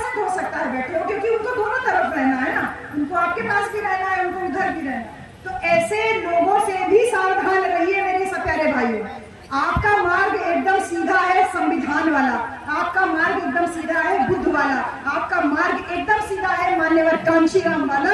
और जीते जी जिसने अपना सब घर परिवार कुर्बान कर दिया वो आपके सामने आज जीवित है, और वो है आपकी हमारी सबकी प्यारी बहन जी। वो पूरा परिवार समाज कुर्बान किए बैठी हुई है आपके हमारे सम्मान के लिए। और ऐसी बहन से मतलब कोटि कोटि नमन तो उनको तो करती हूँ। इसके साथ ही साथ हमारे राजेश यादव जी जो प्रयास उनका पिछली बार का था वो प्रयास फिर से सफल हो कि आखिर राजेश यादव जी भी मिल जाए और इधर से डॉक्टर इंदु चौधरी भी मिल जाए, यानी आप और हम फिर से एक हो जाए 2024 में। तो वो रेला देखने वाला होगा, ये जनता की तरफ से संदेश जाना चाहिए। बहन जी आप चाहती है ना कि अखिलेश जी और बहन जी एक हो जाए, चाहती है ना? तो अखिलेश जी के बैठे हुए हैं यहाँ पर डॉक्टर राजेश यादव जी, और हम सारे लोग तो बहन जी की तरफ से नहीं है, तो हम सारे लोगों की ये दरखास्त है और ये हम लोग चाहते भी हैं कि ऐसा हो। और 24 में अगर जनता ऐसे आह्वान करती रहेगी तो हम लोग निश्चित रूप से कुछ बड़ा लोकसभा के चुनाव में कर पाएंगे, क्योंकि बहन जी समय बहुत खतरनाक चल रहा है। और हाँ, अरे श्रवण पटेल जी को मैं कैसे भूल सकती हूँ? अरे क्या बात है भैया, ये तो मतलब ये समझ लो आज के ये अनाथ पिंडक है, आज के समय के ये अनाथ पिंडक का पहला कार्यक्रम श्रवण पटेल जी ने ही अपने वहां पर लिया था। और आपकी पत्नी पहली बार में ही जैसा आपने बताया कि परिवर्तित हुई, लेकिन आपका पति पत्नी का दोनों का इतना समाज के प्रति जो डेडिकेशन है बहन जी वो देखने वाला है। और भाई श्रवण पटेल जी आपको भी धन्यवाद करूंगे, और उसके साथ में रामचंद्र मौर्य जी आपका भी बहुत सारा धन्यवाद। और हमारे पीडी साहब जो रामदरस जी हैं, आपके भाई को एडमिशन नहीं मिल रहा था, बहुत प्रयास हुआ वहाँ एडमिशन मिला, आज इनका भाई असिस्टेंट प्रोफेसर हो गया है, मुझे फेसबुक से ही पता चला। तो बड़े बड़े हस्ती आप लोगों के बीच में भिक्खू संघ यहाँ पर मौजूद ही है। हाँ मैं एक बात कहना चाह रही थी, दिमाग से कर गई, चलिए कोई नहीं। तो आप सभी लोग जो इस मेले में आए, इस कार्यक्रम में आए, आप सभी साथियों का ढेर सारा आप सबको धन्यवाद। एक विशेष धन्यवाद मैं अपनी माँ को जरूर कहना चाहूंगी, लेकिन शायद वो अभी निकल गई, नीली नीली साड़ी पहने हुए थी। आप में से बहुत लोगों के दिमाग में रहता है क्योंकि डॉक्टर राजेश जी को मैं इसलिए बताते रही हूँ क्योंकि हर जिले में मेरी एक माँ है, उस जिले में भी थी, इस जिले में भी है। तो वो हमारी माँ समानी है, बीटी गौर जी की पत्नी थी जिनका बच्चा मैं लेके गोद में घूम रही थी। तो बहुत पूरे लॉकडाउन में मैं 2.5 महीना फंस गई थी आपके घर में, तो बहुत सेवा सत्कार सम्मान आपने दिया। तो आप सब लोग जो महानुभाव यहाँ पर मौजूद हैं, आप सबको धन्यवाद। एक चीज ध्यान रखिएगा बहन जी, आज ये कार्यक्रम हुआ ये केवल कार्यक्रम नहीं है। बाबा साहब को एक लोगों ने कहा था कि अगर तुमको मैं 4 घंटा दूँ 6 घंटा दूँ पेड़ रखने के लिए तो तुम क्या करोगे? तो बाबा साहब ने कहा मैं 4 घंटा आरी तेज करने में लगाऊंगा, यानी 4 घंटा में आरी तेज करूंगा और फिर एक झटके में मारूंगा पेड़ कट जाएगा। तो ये जो कार्यक्रम हो रहे हैं ना, ये वही आरी तेज करने वाले कार्यक्रम है। विचारों का परिवर्तन कीजिए, एक बड़ा परिवर्तन जो समाज में हम सारे लोग चाहते हैं वो जरूर होगा। इस प्रतिज्ञा को लेके जाइए कि इस देवता की धरती को जो कार्यक्रम जो हम कर सकते हैं विश्व पटल पे लाने के लिए या सरकारों तक पहुंचाने के लिए जो काम थोड़ा बहुत हम कर सकते हैं वो हम करेंगे, लेकिन अपने परिवारों के अंदर परिवर्तन लाने के लिए आप लोग करिए। और जिन्होंने भी इन माता जी लोगों को साड़ी हमारी बहनों को दी है, जो भी डीलर साड़ी दे रहा है, मेरा आपसे विनती है कि प्लीज ऐसी साड़ियां बनाना आप बंद कर दीजिए। ऐसी साड़ियों पे जो नीचे पाँव के पास आता है उसकी जगह आप नीले रंग का पट्टी लगाइए। ये जो है ये केवल आंचल पे आना चाहिए, सर पे कमर से लेकर के आंचल तक केवल पंचशील लाइए और नीचे पाँव के पास नीले रंग का झंडा जो है वो जरूर दीजिए, ठीक है बहन जी। और वो एक बच्ची जो सलवार कुर्ता पहनी थी, उसके सलवार कुर्ता में सलवार पे पंचशील लगा हुआ था। तो बेटा इतना अपमान अपने ध्वज का नहीं करना है, ये धम्म ध्वज है, बुद्ध का पंचशील है, पाँव में मत लगाइए। कुर्ते में लगा था तो ठीक था, कुर्ते में तो मुझे भी आइडिया मिला कि हम भी अपने कुर्ते में लगा सकते हैं, लेकिन पैजामे पे नहीं लगाना है, पाँव तक ये शिरोही लगा, ठीक है बहन जी। तो ये जो फाल लगाया ना आपने, इसको खोल दीजिएगा, इसकी जगह नीले रंग का पट्टी लगा लीजिए और कमर से यहाँ तक पंचशील वाला रहे। तो मैं धन्यवाद देती हूँ पूरी, क्योंकि बोलती जाऊंगी तो बार बार यही रहता है कि अभी और बातें तो वैसे बहुत सारी थी, लेकिन अभी और बातें बोलूँ, लेकिन मैं धन्यवाद करना चाहूंगी इस पूरी कमेटी का। जितेंद्र राव जी जिसके अध्यक्ष हैं, जिनके सौजन्य से हम यहाँ तक पहुंचे हैं, इसके साथ साथ महेंद्र जायसवाल जी जो उपाध्यक्ष हैं। हाँ महेंद्र जायसवाल जी आप ही है ना, आइए इधर आइए, आपकी तो मुझे क्लास लेनी थी, आइए। ये है महेंद्र जायसवाल जी, ठीक है। देखिए, बुद्ध धर्म के कार्यक्रम में जब भी आई है, मुझे आपकी जाति के ऊपर कोई टिप्पणी नहीं करनी, लेकिन क्योंकि धर्म का कार्यक्रम है तो हम लोग सबको मुक्त कर रहे हैं। आप भी कुछ विचारों से मुक्त हुए होंगे, कुछ तो हुए होंगे, तो बहुत अच्छे चला है। लेकिन बहुत अफसोस इस बात का है कि इनके हाथ में इतना बड़ा सूत्र बंधा हुआ है, ये देखिए, ठीक, जो कि गुलामी का प्रतीक है। बाबा साहब ने कहा गुलाम इसी को कहते हैं, जो धागा बांधे, जो माला पहने, जो टीका लगाए, ये गुलामी का प्रतीक है। तो अगर हाँ, अरे बिल्कुल हम शौक से काटेंगे, बिल्कुल काटेंगे। तो आप, धन्यवाद आपको भी है कि आप इसको तत्काल स्वीकार कर ले रहे हैं। तो गुलामी के लिए हम लोग ये बोलते हैं कि मिटा दो मनवाद की सब निशानियां, दूर हो जाएंगी तुम्हारी सब परेशानियां। हाथों में बंधा, पैरों में बंधा, कमर में बंधा, ये गुलामी का धागा तोड़ दो। और अगर चाहते हो मान सम्मान से जीना तो माथे पे टीका और सर पे लाल गमछा बांधना छोड़ दो। तो एक अरे वाह, नहीं तो साधु साधु साधु, आप धन्यवाद के पात्र हैं महेंद्र जायसवाल जी, जो इस कमेटी के उपाध्यक्ष हैं। करना हो, ठीक है। तो मैं उम्मीद करती हूँ कि आपने जो हाथों में अंगूठियां पहनी है वो सोने और चांदी की ही होगी। अगर वो आर्टिफिशियल है तो उनको फेंक दीजिएगा, क्योंकि पत्थरों का कोई मोल नहीं होता। हम चाहते हैं आप हीरे की अंगूठी पहने, प्लैटिनम की अंगूठी पहने, और झूठ मूठ के पत्थर और कंकड़ की अंगूठी ना पहने। खूब सारा सोने का माला पहने, सोने का चेन पहने, हम तो चाह रहे हैं, लेकिन ये झूठ मूठ का बहन जी काला वाला धागा पहन के और लाके टोके ये कुल हमान के ना पहनोगे, नहीं तो हम नहीं पहन सकते थे। जी पहन सकते थे ना, तो आप पहनिए लाके, जैसे हमारी बहन जी पहनी ना आगे लाल रंग का बढ़िया सा सुंदर सा, ऐसा पहनिए। सफेद रंग के धागे में पहनिए, पीले रंग के मोती में पहनिए, या जैसे हमारी बहन जी सोना खुसारा पहन के बैठी है, ऐसा पहन के। तो धन्यवाद अमरनाथ चौधरी जी को, लक्ष्मी चंद पटेल जी को, साथ ही साथ राम लगन गौतम जी जो कोषाध्यक्ष है जी। अरे पहले कटवा दिया, आप जानते थे, डर गए तो पहले। लक्ष्मी चंद पटेल जी, धन्यवाद आपको। और इसके साथ ही साथ जो कार्यक्रम के उद्घाटक हैं देवदा के डॉक्टर श्रद्धेय विजय कुमार जी, IPS से तो लखनऊ में रहते हैं, और वीरेंद्र कुमार सिंह जी, आप ढेर सारे। और साथ ही साथ 10 मिनट बैठिए, मेरी बात खत्म नहीं है, अभी मेरी बात खत्म है। बहन जी थोड़ा सा बैठिए, एक बात और सुन लीजिए। अरे आप मत बोलिए, हम तो बोल लीजिए, ठीक है। तो बहन जी देखिए, अभी ये कार्यक्रम जारी है, मेरे बाद हो सकता है कुछ लोग 5 मिनट 10 मिनट बोले, भंते जी का आशीर्वाद लेके तब हमसे चला जाए। भंते जी को अभी सामूहिक जो है हम लोग को बेचना देंगे। और आप लोगों से भी विनती है, जो लोग पैसा बचाए हो ना सूती का और शाम को दारू का, वो पैसा जरा भंते जी को दान करके जाना। 10 रुपया 20 रुपया जो भी हो, भंते जी को लोगों आप लोग प्लीज दान करके ही जाइए। 10 रुपया दीजिए, लेकिन जरूर दान करके जाइए, ठीक है बहन जी। तो ये इतना काम करके जाना। अब ये बताइए, अगर नदी पे नाव में बैठे हो और नाव डूब रही हो और नाविक जो चला रहा हो उसको नींद आ जाए, तो हम लोगों की क्या जिम्मेदारी है? जगाए रखने की ना, जगाए रखने की जिम्मेदारी है ना। यानी नाव में नाविक की जितनी जिम्मेदारी है उतनी जिम्मेदारी आपकी और हमारी है। ये जिम्मेदारी हमारी पूरी टीम जो है अच्छे से कर रही है। कोटि कोटि नमन, कोटि कोटि धन्यवाद आप सभी को, सभी साथियों को जो यहाँ उपस्थित है, आप सभी को, बहन जी आप लोगों को भी ढेर सारा धन्यवाद। अच्छा, सोनाली की प्रधान जी, सुनीता जायसवाल, अरे तो आप इतना पीछे काहे बैठे हैं? देखिए पति ऊपर बैठा है, जो असली प्रधान है वो नीचे बैठा है, ये तो गलत बात है। देखिए सारे प्रधानपति लोग हैं, हम इनको तो प्रधान मानते ही नहीं। अच्छा, जी जी, चलिए तो मैडम आपका बहुत स्वागत है यहाँ पर।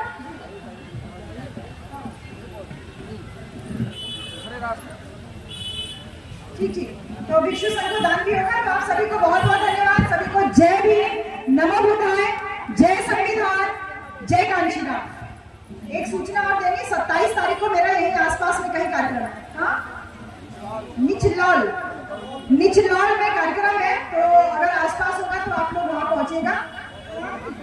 बैदौली बुद्ध विहार में है, 27 नवंबर को कार्यक्रम, 27 नवंबर को गुरु पूर्णिमा है, तो कठिन जीवन दान उस दिन होता है, बड़ा कार्यक्रम रहेगा, आप लोग जरूर इसमें आमंत्रित। जय भीम, नमो बुद्धाय। बहुत बहुत धन्यवाद। के ऐसे खा रही तब तक भैया घर के अंदर आए। देखे मेरी बीवी अभी तक खा रही है, सुबह भी खा रही थी, अभी भी खा रही थी, सारे दिन का खाना लग रहा आज ही खा रही। भैया को गुस्सा आ गया और जाएगा अपना कमरे में जाके दरवाजा बंद करके सो गए। भाभी भी कुछ नहीं बोली कि अभी लड़ाई झगड़ा चालू हो जाए, गाली गलौज चालू हो जाए, भी नहीं हुई। भाभी गई जगाने, यहाँ भोजपुरी चलती है ना, हाँ चलती है ना, थोड़ा मिक्स चलती होगी ना अवधि वाली। भौजी गई, भैया जगाए, कहे अरे राजू तनी उठा हो, भैया झिड़क दिया अरे सोने दे। भौजी फिर गई, अरे राजू तनी उठा हो, भाभी फिर भैया लगे सोने दे।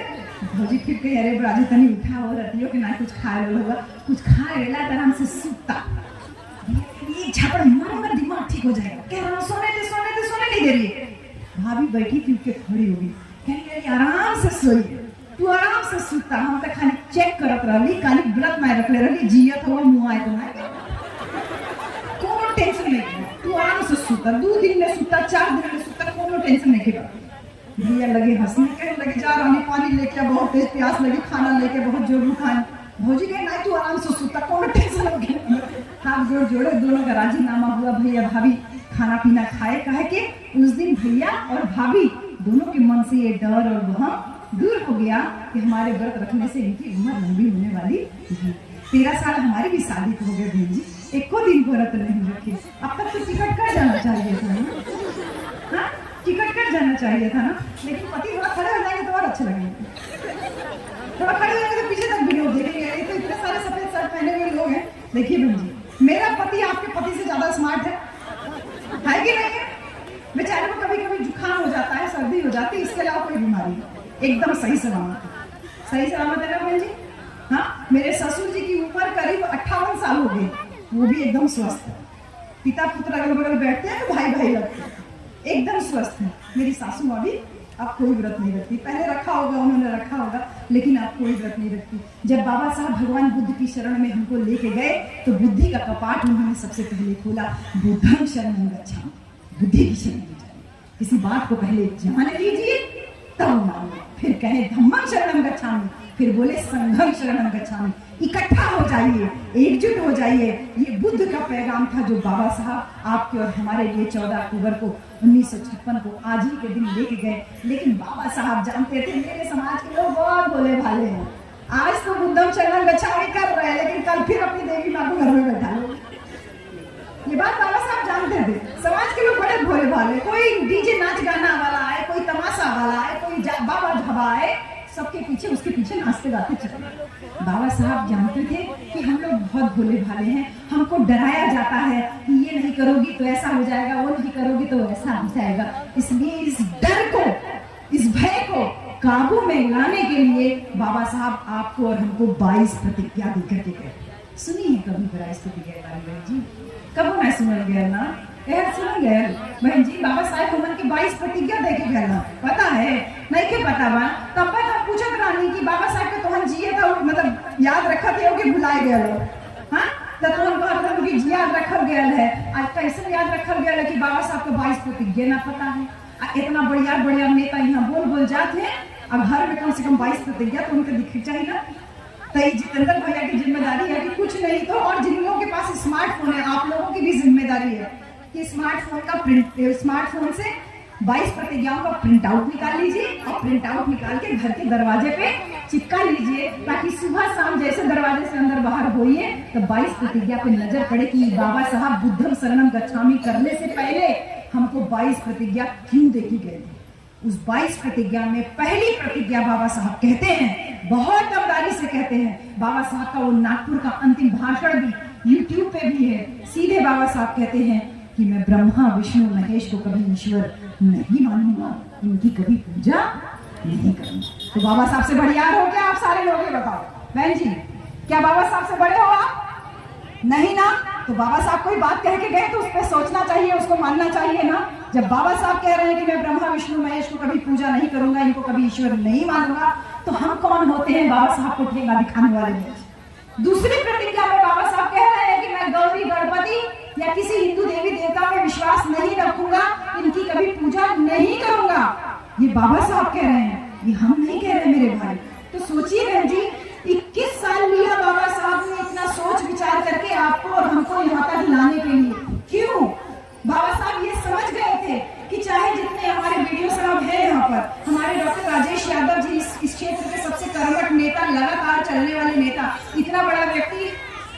बीच में मौजूद है, बीडीओ साहब रामदरस जी आपके बीच में यहाँ पर मौजूद हैं।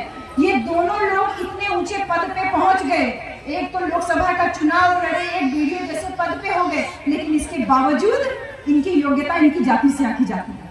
तुरंत ही जाना जाता होगा इनके दलित समुदाय से।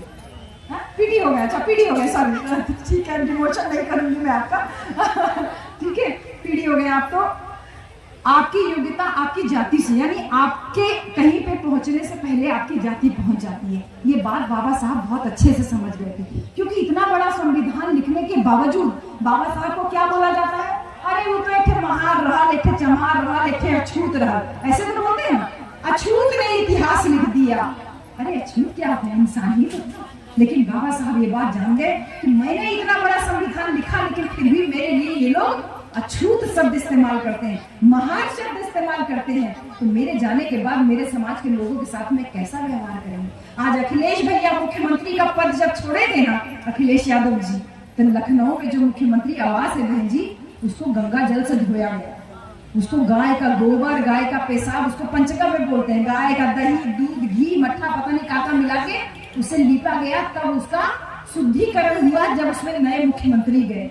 हमारी बहन जी भी जब मुख्यमंत्री बनती है तो ये लोग क्या बोलते हैं, अरे चमैनिया बैठ गई है, ऐसे नहीं तो बोले जाना बहन, अरे चमैनिया बैठ गई है। यानी अखिलेश जी मुख्यमंत्री बन जाए, बहन जी मुख्यमंत्री बन जाए, आपके डॉक्टर राजेश यादव जी एमपी बन जाए, लेकिन फिर भी इनकी योग्यता इनकी जाति से ही आती है। अखिलेश जी को कहा जाता है, अरे अंजन के तो बुद्धि है ना, उलाई कुल का राजोज पर, ऐसे नहीं ना बोले जाता बहन, लोग भाषा में ऐसे ही बोलते हैं। इसीलिए बाबा साहब ने कहा कि चाहे जितने ऊंचे पद पे पहुंच जाओ, चाहे जितने बड़े अधिकारी बन जाओ, तुम्हारी योग्यता तुम्हारी जाति से आंकी जाएगी। इसलिए बाबा साहब ने कहा कि तुम लोग नीच हो क्योंकि तुम इस धर्म में पैदा हुए, तुम इस जाति में पैदा हुए हो। ये जाति किसकी वजह से, इस धर्म की वजह से, यानी तुम्हारी नीचता का कारण ये धर्म है और जिसको कभी खत्म नहीं किया जा सकता। इसलिए बाबा साहब ने कहा, अगर सम्मान चाहते हो, बराबरी चाहते हो, तो बुद्ध की शरण में आओ। 14 अक्टूबर 1956 को हम सबको बुद्ध की शरण में लेके गए, और बुद्ध की शरण में ले जाने से पहले हमको 22 प्रतिज्ञा हम लोगों को दिए। जब कहे कि मैं ब्रह्मा विष्णु महेश को कभी ईश्वर नहीं मानूंगा, तो इसके मायने हैं बहन जी। और हम सारे लोग रोज कहते हैं, अरे बाबा साहेब तू तो चल गई बड़ा पढ़ के, लेकिन तो से ढेर तो पढ़ल वाला हमन हो। कहे बहन जी, बियाह शादी होता है, बियाह शादी होता है, माड़ो वो लगता है, लगता है कि नहीं, लगता है ना। माड़ो के नीचे एक मटका रखा जाता है, उसी मटका के ऊपर जब बाबा साहब कह रहे हैं अपनी तीसरी प्रतिज्ञा में कि मैं गौरी, गणपति, गोबर, गणेश की पूजा नहीं करूंगा, और हम लोग क्या करते हैं, उसी मटका के ऊपर 5 जगह 7 जगह गोबर टिकल जाला कि नहीं, बहुत जगह जहाँ टिका जाता है समझ रहे हैं, गोबर टीकते हैं। और गोबर ही टीकते तब भी कोई बात नहीं बहन जी, उस गोबर के ऊपर यही जो पति के नाम का सिंदूर यहाँ लगाए है ना, यही सिंदूर उस गोबर के ऊपर ऐसे ऐसे टिका जाता है। अच्छा है हम सिंदूर नहीं लगाते हैं, क्योंकि जिस सिंदूर को आप पति के नाम का यहाँ सर पे सजाइए, उसको जानवर के गोबर, ये आप ही कह सकती है। तो दो में से एक चीज व्यवस्था बंद कर देनी चाहिए ना, या तो इस सिंदूर को सर पे मत सजाइए, और या तो इस सिंदूर को गोबर पे मत लगाइए। ये व्यवस्था दोनों बनाई इसीलिए गई है, जो मैं बाबा साहब की वार्निंग इसलिए मैं लिख के लाई थी कि आपको पढ़ के बताऊं, कि मेरे शब्द नहीं है, मेरे बाबा साहब, कि आपको शिक्षा और संपत्ति से दूर रखने के लिए एक बड़ा षड्यंत्र है। हमसे कहा गया कि तुम गोबर की पूजा करो, हमने गोबर की पूजा की। बोले पत्थर की पूजा करो, हमने पत्थर की पूजा की। बोले ये फलाने मूर्ति में ये देवी का बढ़िया स्थान है, हमने वहां पे भी चौखट पे भी पूजा की। चबूतरा बना दिए, चबूतरा पे भी हमने माथा टेका। बोले पीपल की पूजा करो, नीम की पूजा करो, बरगद की पूजा करो। हम जहां जहां कहते गए सर टेकते गए, लेकिन जब बाबा साहब को जाने तो प्रश्न पूछना शुरू कर दिए। मेरे भैया इलाहाबाद पढ़ते थे, घर में बड़ा पूजा वाला माहौल था बहन जी, हम झूठ नहीं बोलेंगे, बहुत बड़े बड़े पुजारी मेरे घर में थे। खूब नवरात्र का 9 दिन का कथा होता था, सब होता था घर में। बाप भैया पढ़ के आए इलाहाबाद से, मम्मी 9 दिन का नवरात्रि का व्रत के अंतिम दिन पंडित को बुला के पूजा रखी थी। भैया ने मना किया कि मम्मी ये सब हम लोगों को नहीं करना चाहिए। हम मम्मी बोली ढेर पड़ गईला, बाहर गईला, दिमाग ठीक हो गया तुम्हारा, तो चुप मार के जब कहते एकदम करा, जब पंडित जी कहते हैं लेके आओ। पंडित जी भैया कहे जाके गोबर लेके आइए, भैया गोबर लेके आए। पंडित जी को पिंडी बना दिए, भैया से कहें गोड़ धरा। भैया कहते हम बाबा साहब को मानने वाले लोग हैं, हम गोबर पे पैर नहीं धरे। पंडित जी गुस्सा गए, कहने लगे अरे राजू मान लेता कहे ना कि गोबर ना है, ये भगवान है, गोड़ धरा।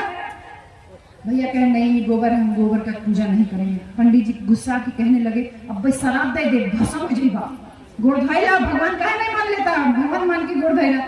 भैया बेचारू डर गए ना कि कहीं भसम ना हो जाए, डर गए, गोड़ धर लिए। 2 घंटा पंडित जी का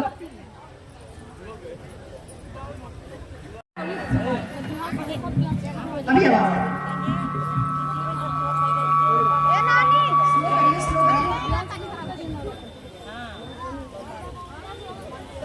बहन जी, भैया डर गए बेचारे, 2 घंटा कथा सुने। कथा कहते कहते पंडित जी भूखा गए। भैया से कहे जाइए कुछ खाने के लिए ले आइए। भैया जी ने कहा आपको मौका मिला। भैया जी गए अंदर कुछ खाने के लिए लाने के लिए पंडित जी के लिए, लेकिन जाते जाते वही जो गोबर रहा ना उसे उठा के भीतर गए, जाके थाली में उसका 4 लड्डू बना दिया और लड्डू ला के भैया से कहे, पंडित से कहे लाखा।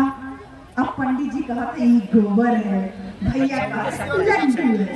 पंडित जी कहते दिखाई नहीं देते गोबर है, भैया कहते तुमको दिखाई नहीं देते कि लड्डू है। पंडित जी कहते गोबर है ना खा। भैया ने कहा 2 घंटा पहले हम भी यही कह रहे थे ना कि ये गोबर है, हाँ ये गोबर है, हम नहीं पैर धरेंगे गोड़ धरेंगे, लेकिन आपके कहने से हम माने ना, गोड़ धरे ना। अब चलिए आप भी मानिए कि ये लड्डू है और चलिए आप खाइए। आप तो पंडित जी समझ गए कि गलत जगह फंस गए, गलत जगह पर। पंडित जी कहना ना हमको कुछ खाए हमको दक्षिणा उछिणा ना हम जा। भैया कहने 2 घंटा कथा सुन ले बिना खाए तो हम जाए नहीं दे चाहे जो कहा। पंडित जी एकदम अपन झोला वोला छोड़ के भैया धोती पकड़ ले कहने बिना खाए तो हम जाए, तब अपन धोती वोती झोला वोला छोड़ के चलने भाग। बुद्धि खुलल तब है ना बहन जी, बुद्धि खुलल तब है ना। आज 14 अक्टूबर के जे दिन बाबा साहब मन के बुद्ध उनकी दीक्षा दिलौने, अगर इस दिन भी आप आज के दिन भी मेरी बात से अगर आपको थोड़ी सी भी बात समझ में आती है तो कल जा करके वो झूठ मूठ कर देवी देवताओं को घर में रख करके पूजा उनकी करेंगे। इस बात का वादा करके जाइए बहन जी, तभी आप बाबा साहब के नाम पे जो भी हम कार्यक्रम रखते हैं, जैसे आज रखे हैं ये और 14 अप्रैल मनाते हैं, तो वो खाली जय जय भीम कहने की बातें नहीं है, क्योंकि चंदा इकट्ठा होता है, खाना पीना खाते हैं, बाद में पैसा बचता है। बच्चे लोगों को मैंने देखा है डीजे पे दारू पी के खूब डांस करते हुए इधर उधर घूमते हैं, तो फिर वो बेकार हो जा रहा है ना संस्कार, सारा संस्कार बेकार हो जा रहा है। जैसे हम औरतें लोग भी ब्याह शादी होता है तो कोहबर में ले जाके दुल्हा दुल्हन को ऐसे पंजा लगवाते हैं ना बहन जी, लगवाते हैं ना। चाहे सब कुछ खत्म कर दिया हो लेकिन पंजा वाला परंपरा तो अभी तक चल रहा है, वो काहे लगवाते हैं, परंपरा है इसलिए ना। लेकिन वो अर्थ हमन के जाने के चाहिए कि कोहबर में पंजा काहे लगवाते हैं। वो पंजा इसीलिए लगवाते हैं क्योंकि बुद्ध की वो 5 शिक्षा दुल्हा दुल्हन को हम लोग चाहते हैं बताना, वही पंचशील जो भक्ति लोग दिए होंगे कि हिंसा नहीं करेंगे, चोरी नहीं करेंगे, व्यभिचार नहीं करेंगे, झूठ नहीं बोलेंगे और नशा नहीं करेंगे।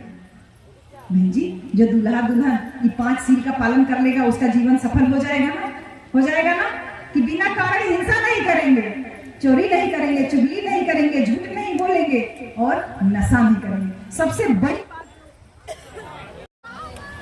क्या बोल रहे थे?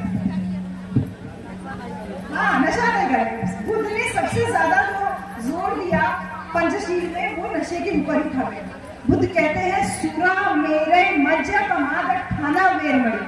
सुरा मेरे मज्जा यानी कि किसी भी प्रकार की कच्ची या पक्की शराब, कोई भी नशा, गुटखा, तंबाकू, बीड़ी, सिगरेट, पान मसाला, इसका सेवन हम नहीं करेंगे। जब बुद्ध ये कहते हैं तो युवाओं को सबसे पहले सामने रख के संदेश देते हैं। आपको कहते हैं मेरे प्यारे बच्चों, जो युवा बच्चे हो, आपको कहते हैं कि तुम्हारे सामने कभी शेर आ जाए तो डरना नहीं बेटा, तुम्हारे सामने कभी कोई तलवार लेके आ जाए तो भी डरना नहीं, तुमको कभी आग में कूदना पड़े तो भी डरना नहीं, तुमको कभी खाई का सामना करना पड़े तो भी मत डरना। लेकिन तुम्हारे सामने अगर कोई नशा लेकर के आ जाए तो तुम उससे 100 कदम दूर रहना, क्योंकि नशा तुम्हारे दुख का सबसे बड़ा कारण है। ये बुद्ध कह के जा रहे हैं कि नशा तुम्हारे दुख का सबसे बड़ा कारण है। कैसे बहन जी? 4 सील में पहला सील कहता है पाड़ा पिपाता वेरमणि, हिंसा नहीं करेंगे। बहन जी, जो नशा करेगा वो किसी का भी गला काट सकता है, कर सकता है। बुद्ध कहते हैं अधिक न दाना वेर बड़ी, चोरी नहीं करेंगे, लेकिन जो नशा करता है वो चोरी करके ही नशा करेगा।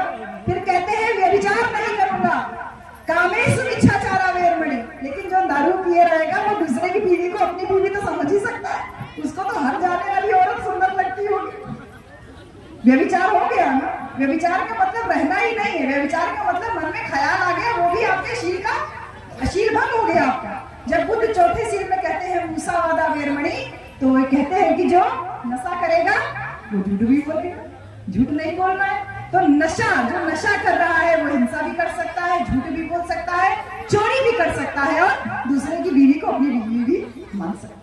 इसलिए सीधे सीधे बुद्ध ने कहा कि नशे से 100 कदम दूर रहना, इसी को हम कह रहे हैं संघम शरणं गच्छामि।